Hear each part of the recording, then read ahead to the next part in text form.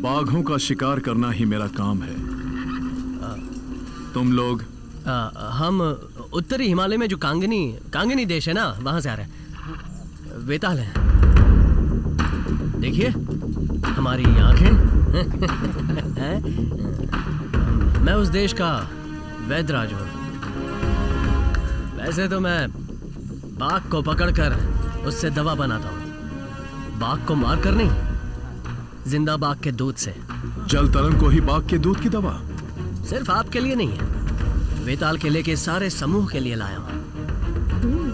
आगे ये बाघ की दवा कैसे काम करती है बस देखते जाइए। तो फिर मैं ही आज तुम्हें किले में लेकर जाऊंगा। अगर आप हमें नहीं ले जाएंगे तो भी आ ही जाएंगे।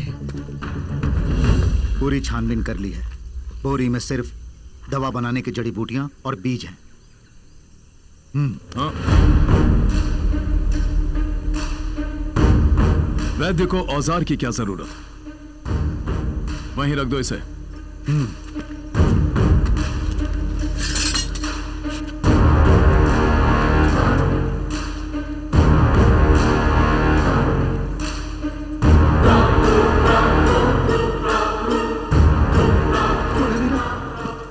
तुम्हारी शक्ति की दवाई तो उन्होंने ले ली, अब तो हम बिना जहर वाले सांप जैसे हो गए हैं।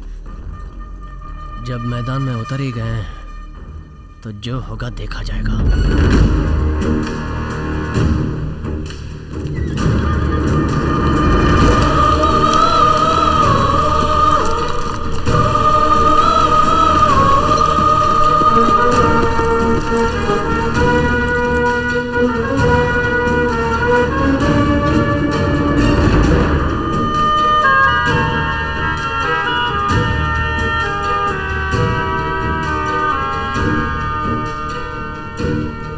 इतना बड़ा है। मगधीरा, तुम हंसते हुए बोलो तो ठीक रहेगा। क्या कह रहे हैं? मौत भी सामने आ जाए तब भी मुंह पे डर नहीं दिखना चाहिए, ऐसा वो कह रहे हैं।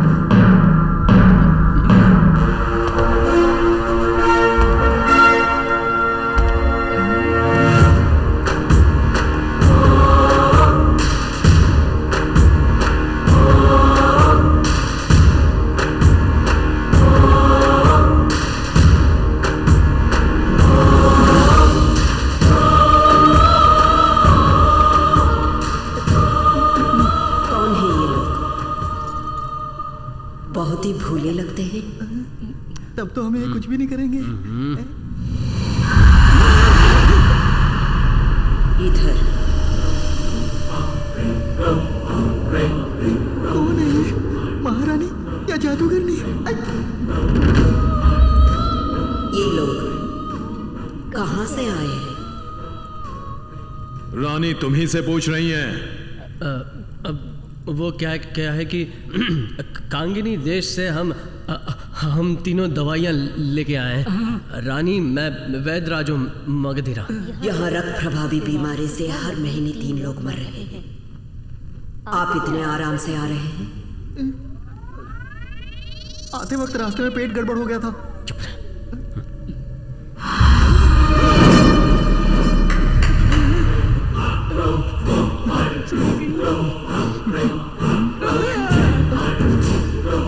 बापरे, ये तो महल में इधर उधर घूमती हुई दिखाई दे रही है। बोलिए वैद्यराज। राजकुमारी के साथ आते वक्त बाज पहाड़ पर इनसे मिले थे। काले चीते से राजकुमारी को बचाने वाला राजकुमार यही है क्या? सुना है हमने। धन्यवाद। अब क्या हुआ?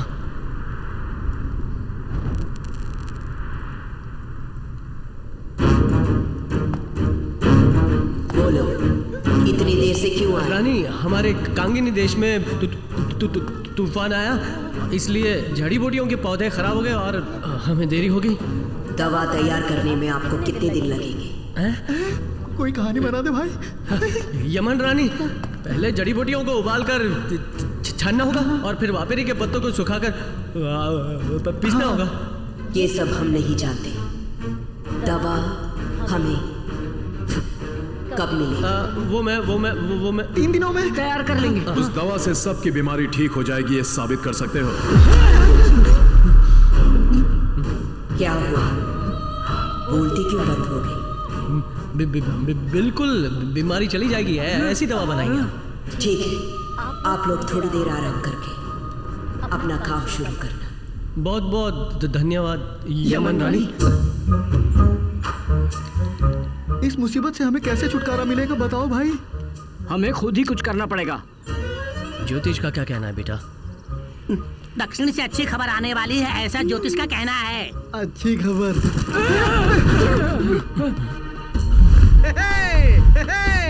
हमारा सूरा है ये तो भाई। अरे यार, ऊपर तो अल्फा बैठा है। मेरी दवा मिल गई। आखिर हमने दवा ढूंढ निकाली ना।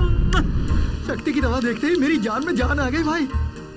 सूरा, अल्फा। अरे गुदगुदी मत करो, शर्म आती है भाई।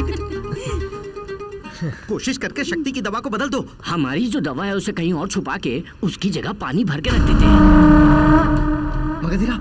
मगधीरा, सूरा और अल्फा जब दोनों दवा लाने के लिए गए थे तो उन्हें वहाँ से खबर मिली है। क्या खबर है? वो आगे नगर से जो वो लड़की उठा के लाए हैं उसकी वो पूजा में बलि देने वाले हैं।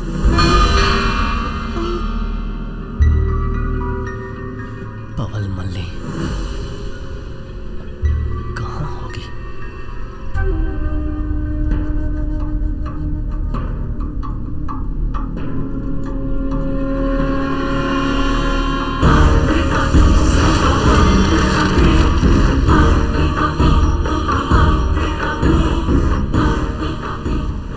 जादुई छड़ी के आग की आंच महसूस हो रही है रानी?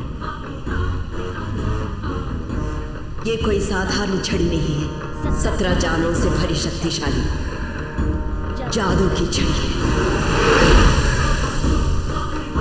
अब बस 2 ही दिन बचे हैं हमारे पास। हमें मिलने वाला है अद्भुत खजाना।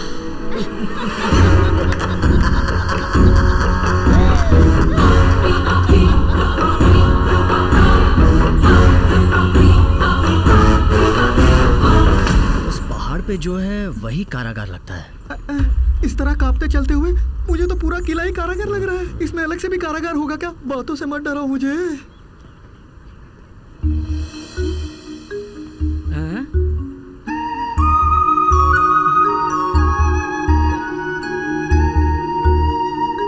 भैया, महारानी की 4 बेटियां हैं क्या?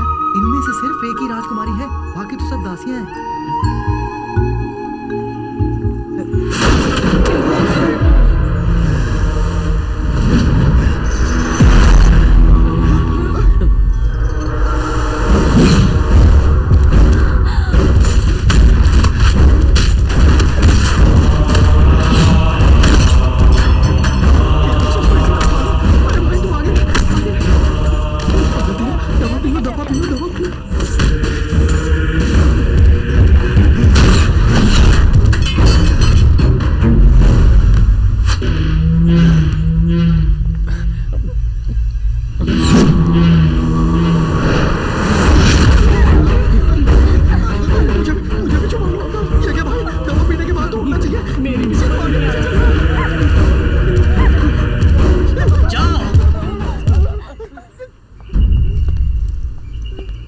मैंने कहा वापस जाओ।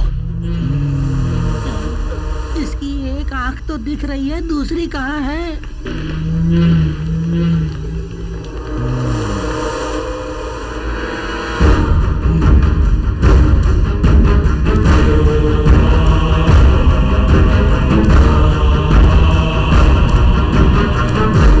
मगधीरा के हाथ दिखाते ही एक आंख वाला दानव रुक क्यों गया? कुछ समझ में नहीं आया। आपने इतने बड़े राक्षस को कैसे रोक लिया? अगर आप जैसी सुंदर लड़की बगल में हो तो बड़ी से बड़ी मुसीबत में भी हिम्मत आ जाती है। माँ,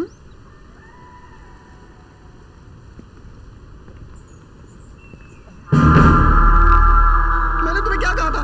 दवा नीचे है, उसके ऊपर सिर्फ पानी है, ये बताया था ना मैंने तुम्हें। उसे देखते ही दवा पी लो ये कहता रहा मैं तुमसे, और तू ऊपर वाले में से पानी पी के उस दानव के सामने छाती फाड़ कर खड़ा हो गया। हाँ भाई, मैं भी भूल ही गया था। तो मैंने सिर्फ पानी पिया था क्या? और नहीं तो क्या? तो फिर वो मेरे हाथ दिखाते ही रुक कैसे गया? ये तो सिर्फ वो एक आंख वाला ही बता सकता है।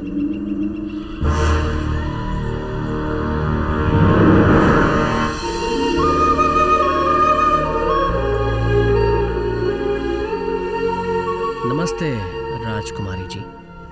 नमस्ते महावीर जी। अरे कितनी सुंदर है ये, हमारे इलाके में एक भी ऐसी नहीं है। क्या देख रहे हैं आप? मेरे कपड़े पसंद आए? सच कहूं तो मुझे कपड़े पहने हुए नजर ही नहीं आए। क्या कहा? अब तक जो सह रहे हैं वो काफी नहीं है क्या है? आप गलत मत समझिएगा राजकुमारी जी, आपकी सुंदरता ने मेरी आंखों पे पर्दा डाल दिया था, बस यही कहना था। ठीक है, दावत पे आ जाइएगा। चलती हूँ। बेताल किले की यमन रानी के साथ आप भोजन पर आए, हमें बहुत खुशी हुई। भोजन शुरू कीजिए।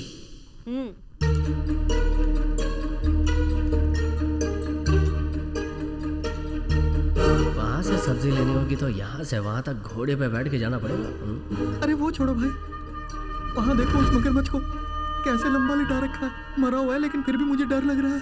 बेकार की चीजें खाकर पेट खराब मत करो। उड़ने के लिए हम भी उड़ने के लिए उनकी तरह करें क्या?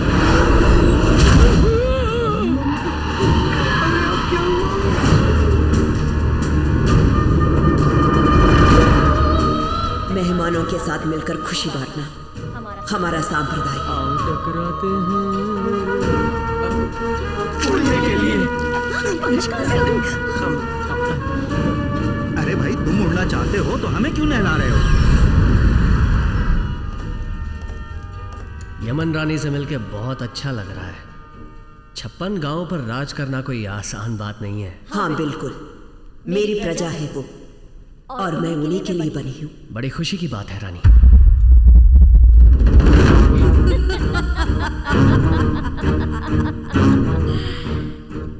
तुमने सोचा होगा मैं ऐसा कहूँगी। इस बेताल किले में रहने वाली मेरी जाति के लोग ही मेरी प्रजा है। क्या हुआ, चुप क्यों हो गए राजकुमार? हाँ बिल्कुल बिल्कुल, कांगिनी देश में भी हम वेताली मालिक हैं, बाकी साधारण मनुष्य तो हमारे गुलाम है। गुलाम सही कहा।